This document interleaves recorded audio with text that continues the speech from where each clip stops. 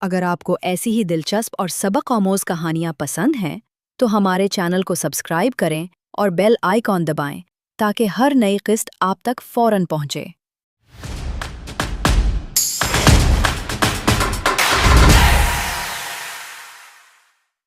اگلی صبح میں بہت الجھا ہوا تھا۔ کیا میں نے خواب دیکھا تھا یا وہ سچ تھا؟ میں نے ندی کی طرف واپس جانے کا فیصلہ کیا۔ وہی راستہ، وہی درخت، مگر آج کچھ بدلا ہوا تھا۔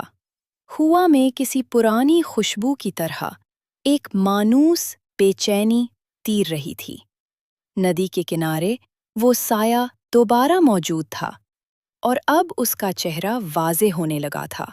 وہ میں ہی تھا، مگر کچھ مختلف، کچھ خوفناک نہیں، لیکن کچھ مکمل۔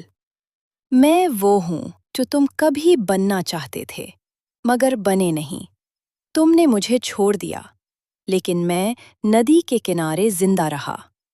میرے قدم جم گئے۔ وہ میری باتیں، میری یادیں، میرے پرانے خیالات سب جانتا تھا۔ یہ ندی تمہارے اور میرے درمیان دروازہ ہے۔ جب چاند مکمل ہوگا، دروازہ کھلے گا، اور تم فیصلہ کرو گے واپس جانا ہے یا اندر آنا ہے۔